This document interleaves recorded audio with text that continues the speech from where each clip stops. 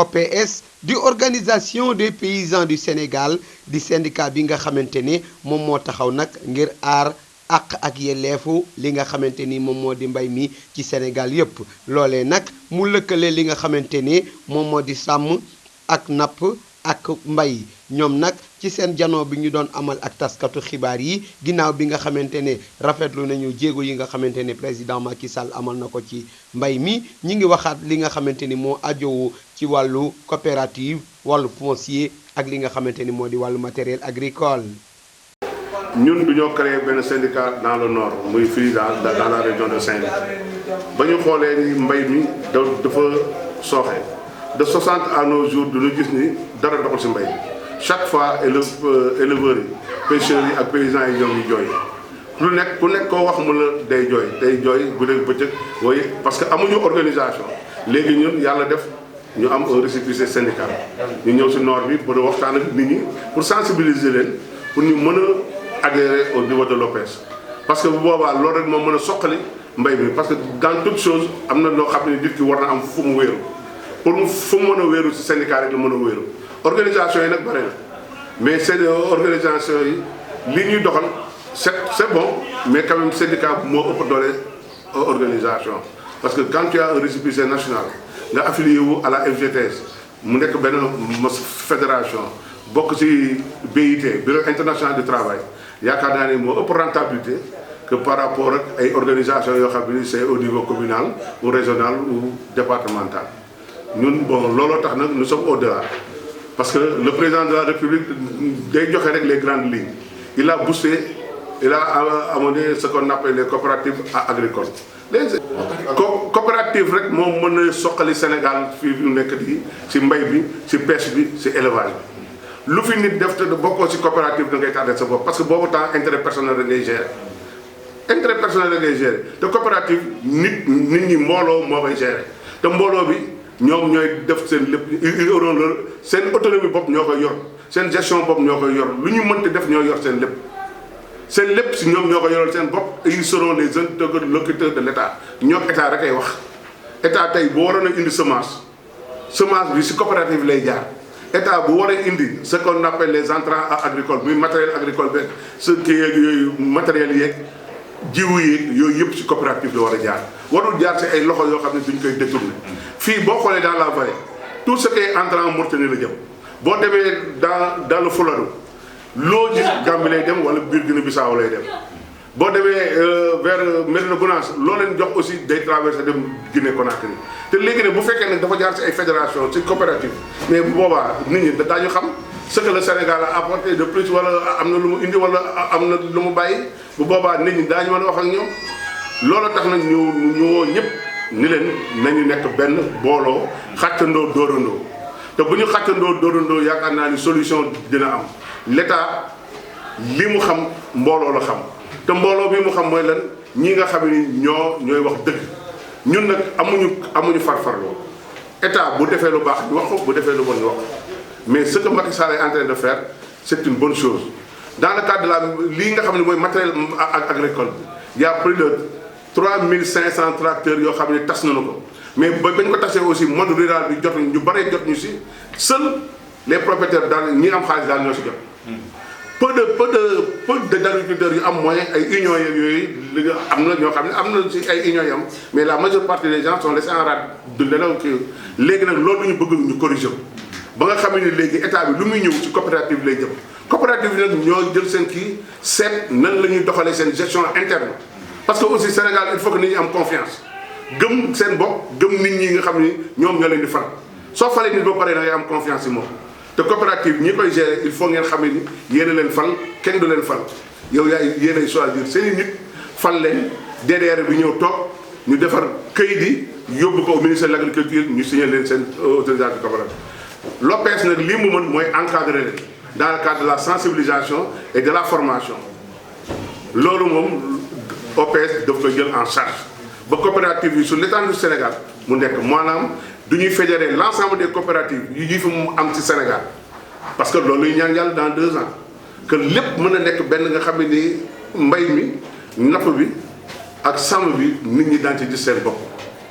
ba nga xam ne léegi lu jaratul sax ñuy dem ay immigration dootu ko soxla parce que les jeunes n'en ont plus besoin te aussi il faut que l'État aussi attribue joxe suuf si jeunesse bi am nañu ay idées pour les fixer jox leen suuf mais pourquoi jox suuf toujours rek les multinationales multinationales bañ ne ñoom lu ñu am seen intérêt bopp lu ñu koy yóbbu seen dëkk la ñu koy yóbbu parce que y a de ces sociétés qui s'implantent au Sénégal mais les accords yi ñu am avec les Sénégalais ne sont pas au courant xamuñu sax ba léegi yan accord la multinationales yi am ak Sénégalais l'État du Sénégal ñun nag loolu duñ koy xeex te loolu il faut ñu dem ci ba jeex ba xam société yi implanté wu au Sénégal ban statut ban régime moo leen fi indi te régime boobu il faut ñu xam ko seet ndax am nañu si avantage wala amuñu si avantage loolu nag laa bëgg a parce que bon étant donné que y a le représentant du COPAR qui est là de l'arachide ma irrigué Lamine Sow bon y a le représentant aussi la fédération des associations des gens de la vallée. avocat un peu partout boo demee si Sénégal ñoo ngi commencé def ndànk-ndànk maayaay parce que dafa yaatu le champ ñun xam nañu ce qui nous attend c'est colossal te aussi boo génnee fii léegi ñu proposé la loo xam ne xam nga neexul wax si kii proposé loo xam ne yow boo deful ndànk boo àndul sa ngor rek da ngay def yi loolu lu am la loo xam ne ñun noo ngi koy segg départ bi rek am na lu ñu waxoon déjà am na ñu def yi segg nañ leen teg fële du ñuy waxante dëgg lu ñu tudd tur soxlawul mais moo tax ñuy jël beneen format li nu bëgg nun duñ si jaamuwaale yàlla parce que bu taxawee rek danañ kii si pêche bi tey seen bi effectivement li nga wax am na ñoo xam ne ñu ngi ñëw coopérative yooyu aussi du koy bokk bu porté si seen bi si côté pêche si côté élevage Matam kooku ma doon wax avec les immigrés ñoom aussi vraiment ñoo ngi organisé wu de telle sorte que ñoom du ñu xam syndicat xam aussi fu ñuy jaar mais aussi on les a mis en relation ak SAED que nous saluons au passage SAED ngi liggéey ak ñoom ñoo ngi leen mettre en relation ak si ministère des affaires des kii extérieures am na benn kii bu am solo aussi boo xam ne duñu leen bëgg a def pour fixer leen OIM waaw mooy kii OIM bi mais kii bi c'est direction générale d'appui aux Sénégalais de l'extérieur donc ñoom it pare nañ à travers le directeur général bi pour appuyer leen donc loolu lépp du ñuy commencer xam nga dafa difficile si loo xam ni ancré xamuñu syndicat benn syndicat moo fi am muy tey organisation des paysans du Sénégal bii ñuy piloté donc duñu convier lancé nañu appel képp kuy baykat képp kuy sàmmkat képp kuy nappkat ñëwal approuvé que sa yëf la du suñu yëf bu mu jëlee organisé tey Matam ñooñu organisé seen yëf la ñoo ko moom Podor ñii taxaw tamit pour organiser seen yëf la ñun ñu nekk Dagana même chose dana difficile nag parce que dafa am lobbying entre guillemets boo xam ne moo fi am ancré am doole am xaalis loolu tax mais ñooñu du leen di wër ndoom waxoon nañ keroog si matériel duñ ni borom doole yi nan ñu dimbali ba ñuy jënd matériel bi Macky Sall daf ko def pour section yi pour GIE pour mu àgg si baykat yi. intérêt baykat yi rek moo ñu fi bàyyi parce que bu ñu demee ba ni dañuy organiser wu créer une coopérative agricole ça veut dire on a bien compris que mënuñu émerger mbay